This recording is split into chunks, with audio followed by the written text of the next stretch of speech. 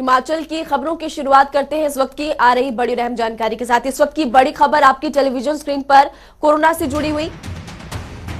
दरअसल कोरोना की रफ्तार नहीं थम रही और बीते 24 घंटों में 123 मामले सामने आए।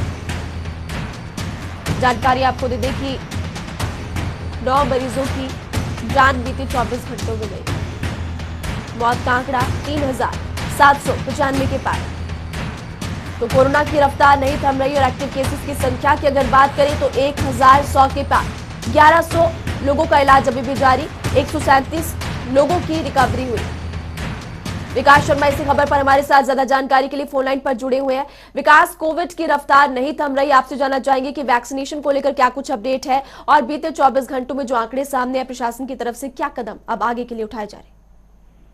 देखिए, कोरोना संक्रमण को नियंत्रित करने के लिए राज्य सरकार ये दावा कर रही है कि एक तो वैक्सीनेशन बहुत अहम रोल जो है वो इसका रहने वाला है और ऐसे में जो तय समय में इसका लक्ष्य रखा गया है उसको पूरा करना है। ये सबसे बड़ी चुनौती जो है वो राज्य के लिए है, क्योंकि ये चुनौती इसलिए भी बढ़ जाती है कि पहली डोज जिन्होंने लगवाई है वो दूसरी डोज लगवाने संपर्क जो है वो स्वास्थ्य केंद्रों से नहीं कर रहे हैं। ऐसे में सबसे बड़ी चुनौती यही है कि जो दूसरी डोज लगाने वाले लोग हैं उनको ढूंढा जाए, उनकी लिस्ट निकाली जाए, लिस्ट बनाई जाए और उसके बाद दूसरी डोज जो है वो उनको लगाई जाए।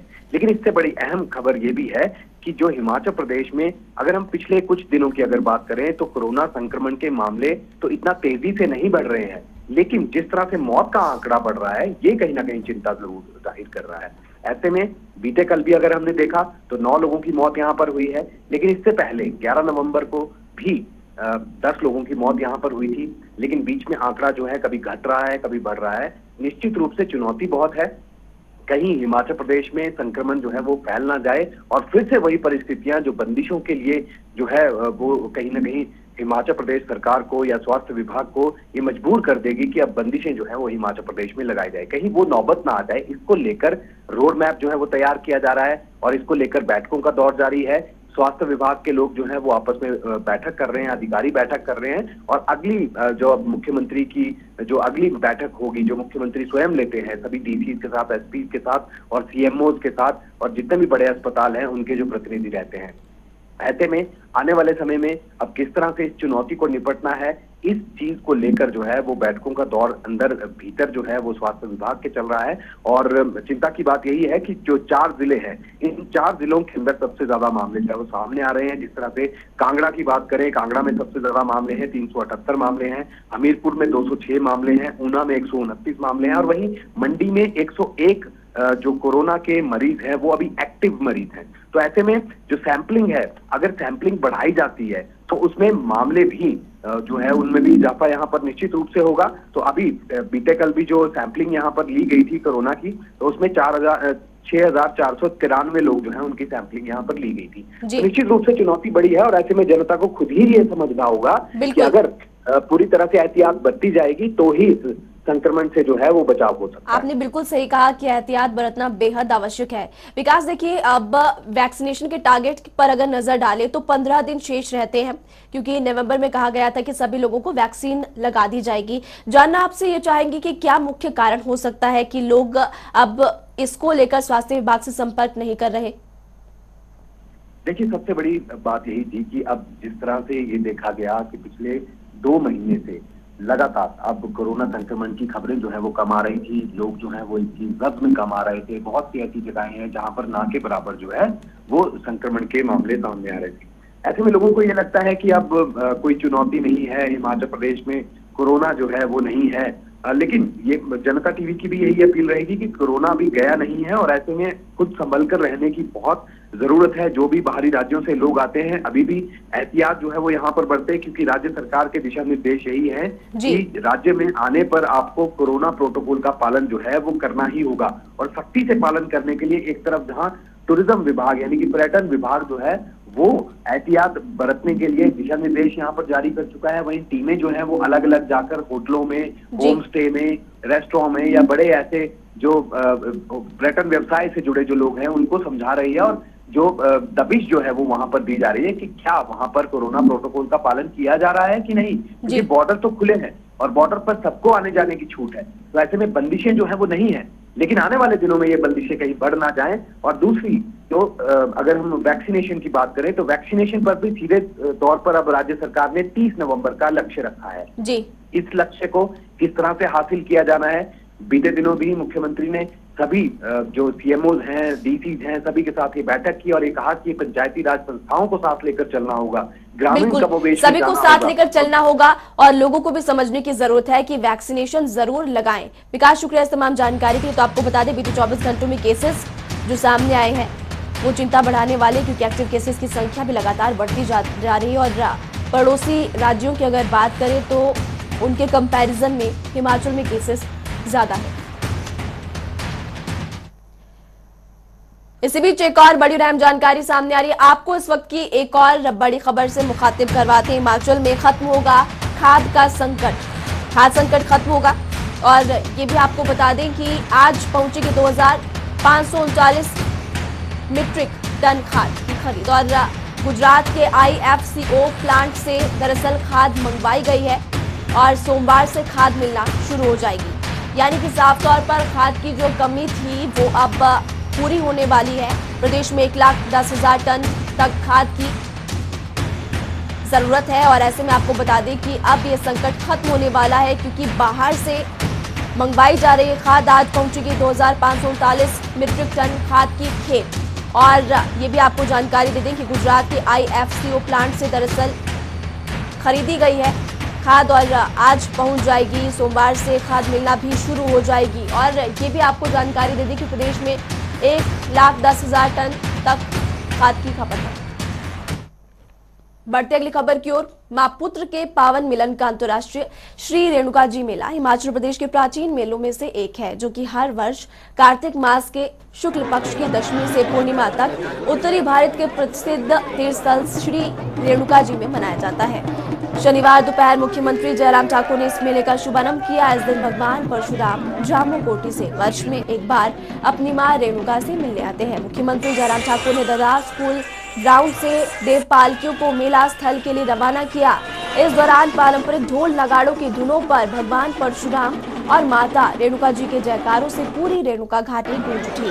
मुख्यमंत्री जयराम ठाकुर ने कहा कि रेणुका जी मेला एक ऐतिहासिक मेला है। कई सालों से इस मेले का आयोजन होता है। उन्होंने कहा कि परंपरा के अनुसार हर साल रेणुका जी मेले का आयोजन किया जाता है। उन्होंने इस बाबत पर खुशी जताई और कोरोना से बाहर निकलते हुए अब इस तरह के आयोजनों का होना शुरू हो जाएगा, ये बात भी साफ तौर पर कही।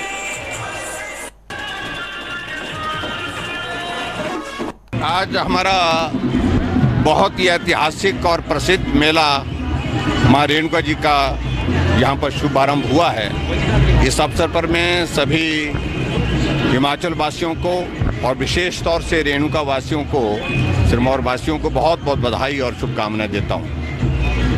ये मेला वर्षों से हम मनाते हैं और इसको मनाने के लिए सबसे बड़ी बात यह है कि जो हमारी लंबी पुरानी जो इतिहास की और संस्कृति की जो मिसाल है उसको कायम रखने के लिए इस मेले का आयोजन हम हर वर्ष करते हैं। मुझे इस बात की प्रसन्नता है कि कोविड के दौर से हम धीरे धीरे अब बाहर निकल रहे हैं और उस दौर से बाहर निकलते हुए इस प्रकार के आयोजन को अभी हमने छूट दी है, क्योंकि पहले कोविड के चलते हमको हिमाचल प्रदेश में सभी इस प्रकार के मेले जो ऐतिहासिक हैं, जिनकी सांस्कृतिक दृष्टि से उनका एक बहुत बड़ा महत्व है, उनको मनाने के लिए रिस्ट्रिक्शंस थी कुछ, तो वो रिस्ट्रिक्शंस अब हटाई है। और मैं उम्मीद करता हूं कि मां रेणुका जी का आशीर्वाद हम सब पर बना रहेगा और हम इस कोविड के दौर से भी बाहर निकलेंगे और हिमाचल प्रदेश में प्रगति की राह पर आगे बढ़ते हुए प्रदेश को आगे बढ़ाने में सफल होंगे। हिमाचल प्रदेश भवन एवं अन्य निर्माण कामगार कल्याण बोर्ड की बैठक उद्योग मंत्री बिक्रम सिंह ठाकुर की अध्यक्षता में पीटरहॉफ में हुई। बैठक में बोर्ड ने कामगारों से संबंधित विभिन्न विषयों पर चर्चा की। बैठक के बाद उद्योग मंत्री बिक्रम ठाकुर ने कहा कि सरकार कामगारों के विकास के प्रति प्रयासरत है। उन्होंने कहा कि कामगारों के बच्चों के लिए 8,400 रुपए के साथ डिग्री करने के साथ भी मदद दी जाती है और बताया कि प्रदेश में कामगार बोर्ड के अंतर्गत 3,35,000 मजदूर रजिस्टर है। ये प्रक्रिया लगातार जारी है।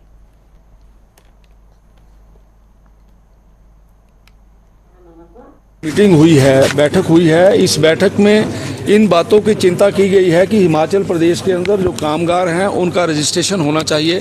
जिनके 90 दिन पूरे हो गए हैं उनकी रजिस्ट्रेशन के बाद उनको लाभ मिलने चाहिए।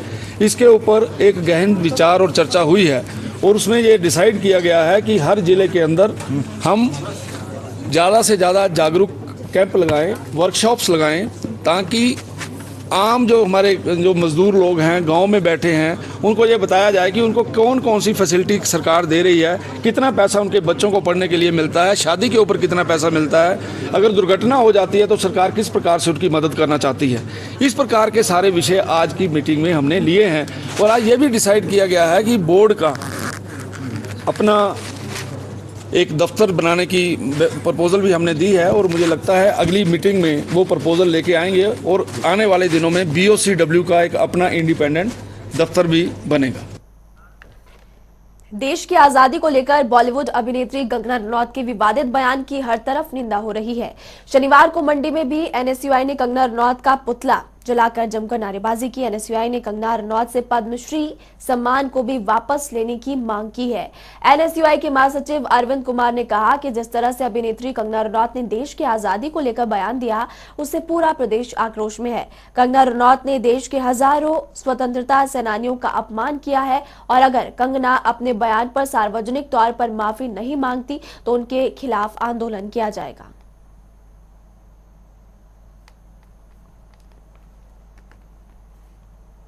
आज आप सबको देखते हैं कि आज NSUI के द्वारा जो पुतले का दहन किया गया है उसमें जो कंगना रनौत ने शहीदों के खिलाफ जो बयानबाजी की थी, जो उन्होंने कहा था कि आज़ादी हमें 1947 में नहीं बल्कि 2014 में मिली है, इसमें कंगना रनौत ने शहीदों का पूरा अपमान किया है।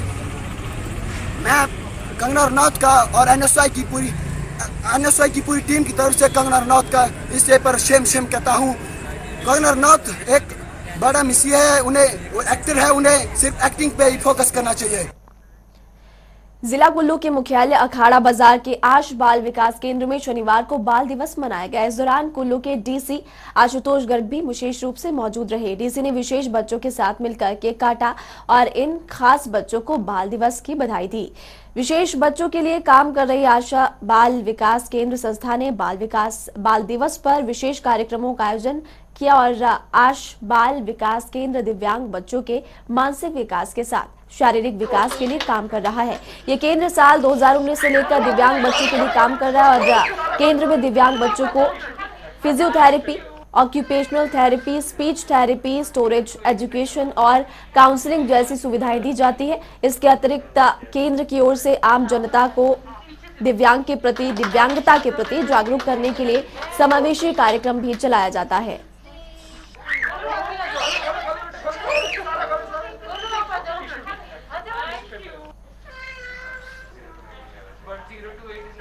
बहुत सारे ऐसे बच्चों के साथ ये काम कर रहे हैं जिसमें अर्ली एज में अर्ली इंटरवेंशन का काम ऑर्गेनाइजेशन द्वारा किया जा रहा है।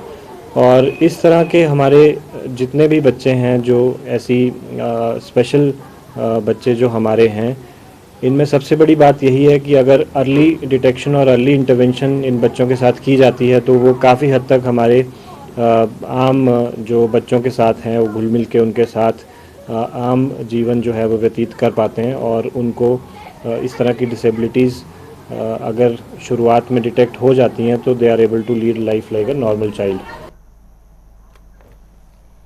हिमाचल प्रदेश में आए दिन नशे के मामले लगातार सामने आते जा रहे हैं। कुल्लू के ढालपुर में NCC एयर विंग ने नशे के दुष्प्रभावों को लेकर लोगों को जागरूक करने के लिए रैली निकाली। रैली के जरिए लोगों से नशा और नशे पदार्थों से दूर रहने की अपील की गई। नशे के दुष्प्रभावों के खिलाफ ये रैली कुल्लू के कॉलेज गेट से लेकर ढालपुर तक निकाली गई। NCC एयर विंग की कैडेट अदिति शर्मा ने बताया कि सरकार और अन्य स्वयंसेवी संगठन समय समय पर लोगों को नशे से दूर रहने के लिए जागरूक करते रहते हैं, लेकिन बावजूद इसके आज भी लोग इसे गंभीरता से नहीं ले रहे। उन्होंने कहा कि अगर समय रहते नशे से दूर नहीं बचे हुए तो भविष्य में इसके गंभीर परिणाम भुगतने पड़ सकते हैं। रायसर के मार्गदर्शन में हमने आज एक रैली निकाली जिसका जो मेन मोटो था वो था कि जो हमारे आसपास के सभी लोग हैं उन्हें नशा मुक्ति अभियान के बारे में जागरूक कराना कि किस तरह हमारे देश को इस नशे ने घेर के रखा है। और इसके हमने काफ़ी लोगों को जागरूक करने के लिए यहाँ पर ढालपुर डीसी ऑफिस से लेकर पूरे ढालपुर चौक में एक रैली निकाली और लोगों को जागरूक किया। नेशनल यूनियन ऑफ जर्नलिस्ट की स्थापना के 50 साल पूरे होने पर हिमाचल प्रदेश के ऊना में राज्य स्तरीय स्वर्ण जयंती समारोह का आयोजन हो रहा है। यह आयोजन प्रांत इकाई की ओर से आयोजित किया जा रहा है और इस कार्यक्रम में मुख्य वक्ता के तौर पर national union of journalist India के राष्ट्रीय अध्यक्ष रास बिहारी शिरकत करेंगे। कार्यक्रम में हिमाचल के 300 से ज्यादा पत्रकारों के अलावा राजस्थान, चंडीगढ़, मध्य प्रदेश, हरियाणा और पंजाब से भी पत्रकार भाग लेंगे।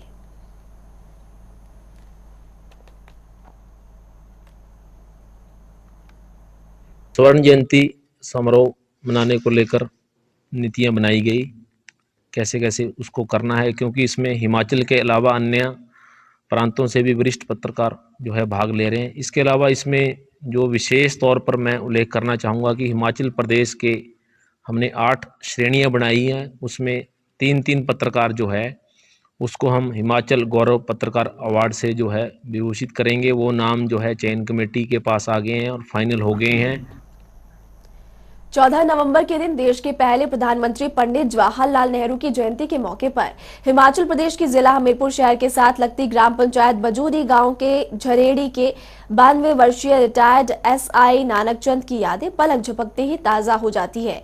रिटायर्ड एसआई नानक चंद ने देश के पहले प्रधानमंत्री पंडित जवाहरलाल नेहरू के समय में त्रिमूर्ति भवन में सेवाएं दी और बतौर सुरक्षा गार्ड जिम्मेदारी निभाई। पंडित जवाहरलाल नेहरू की जयंती के मौके पर चाचा नेहरू के साथ बिताए हुए हर लम्हे को याद कर नानक चंद भी भावुक हो जाते हैं। नानक चंद पंडित जवाहरलाल नेहरू को अपने समय का बेहतरीन नेता बताते हैं।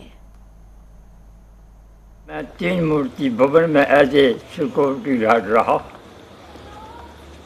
उस टाइम पर जो हलचल आज है वो नहीं थी। पंडित के पास आती थी दुनिया, बहुत दूर दूर से लोग आते थे मिलने के लिए। तो उनको वैसे त्रिमूर्ति भवन तो नाम से मशहूर है, लेकिन असल त्रिमूर्ति असल वो गेट से बाहर है। चैमरी है एक, उसमें 5-6 सड़कें मिलती है। उस चैमरी के अंदर 3 मूर्तियाँ बनी हुई हैं। 1914 के बहादुर जवानों की मूर्तियाँ बनी हुई हैं 3, उसी के नाम से 3 मूर्ति भवन कहलाता है। हमारे पास हमीरपुर में विधिक सेवाएं प्राधिकरण की ओर से पक्का ब्रो एलआरडी सेंटर में जागरूकता शिविर का आयोजन किया गया। इस शिविर में लोगों ने बढ़ चढ़कर हिस्सा लिया। इस मौके पर जिला विधिक सेवाएं प्राधिकरण के अध्यक्ष जेके शर्मा के साथ एसोसिएशन के कई पदाधिकारी मौजूद रहे। शिविर में आए लोगों को न्यायिक गतिविधियों के साथ कानून की भी जानकारी दी गई। जेके शर्मा ने जनता को कानून की जानकारी के साथ कोर्ट में गरीब लोगों के लिए मुफ्त में केस लड़ने के प्रावधान के बारे में भी बताया।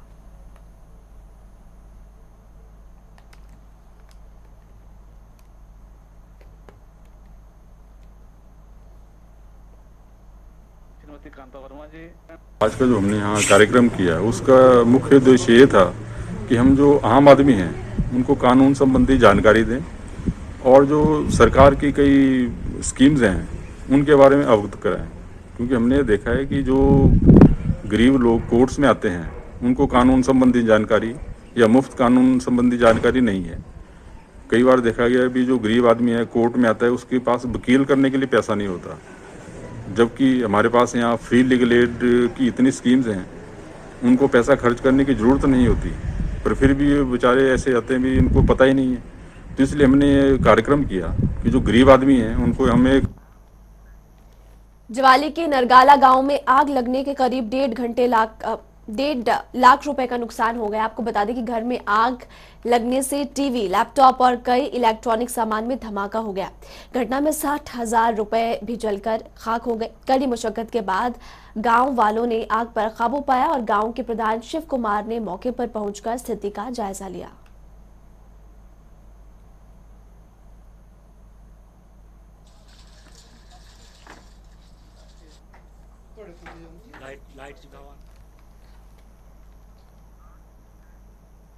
हिमाचल प्रदेश की राजधानी शिमला के विकास नगर में बीते दिन एक फ्लैट में भीषण अग्निकांड हुआ, जिसमें एक व्यक्ति की मौत हो गई। वही आपको बता दें कि आज एक बार फिर से संजौली में घर में भी आग लग गई।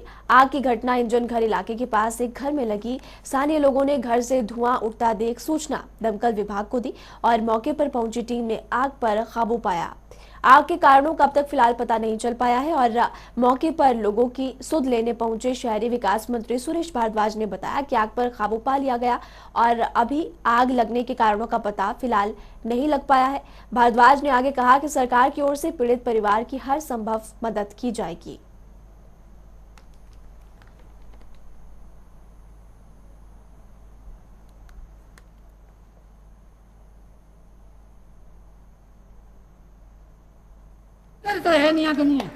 तो आपको बता दें कि शिमला के विकास नगर के बाद अब संजौली में भी घटना हुई और इंजन घर के पास ये आग लगी है।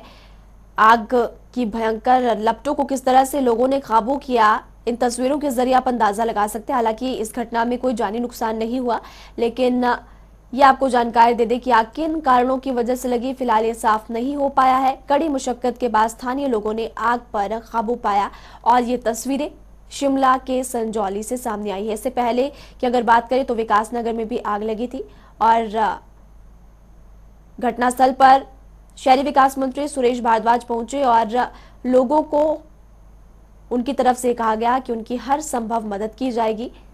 पीड़ित परिवार वालों की हर संभव मदद का आश्वासन मंत्री ने दिया है।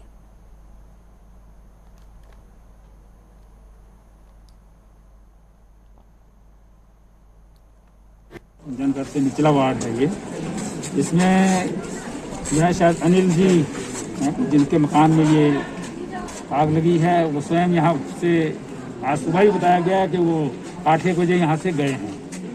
तो 10 बजे के करीब जो है वो आग लगी होगी। तो फायर स्टेशन में इसकी सूचना है वो 10:20 पर जो है वो मिली है। माल रोड के जो फायर स्टेशन है वहाँ से भी 2 गाड़ियाँ आई हैं, छोटे शिमला से गाड़ियाँ आई हैं और आग जो है उसी घर के अंदर जो है उसको कंटेन कर दिया गया है और वो काबू कर ली गई है। इसके कारणों पर जो है वो बाद में जांच होगी कि कैसे लगी, क्यों लगी, क्योंकि मकान जो है वो बंद पड़ा हुआ है। तो इसलिए कैसे इसमें जो है वो ये घटना हुई है। आग अभी जो है वो ज़रूरत इस बात की थी कि इधर उधर के जो बाकी बिल्डिंग्स हैं वो सेव हो जाएँ। तो आप अभी देख रहे हैं ये साथ वाली जहाँ हम खड़े हैं इसके साथ ही बिल्डिंग है, ये उन्हीं की है जिनका ये आग लगी है और बाकी भी बिल्डिंग जो हैं वो इसमें सेफ हैं, इनकी आग पर काबू पा लिया गया है।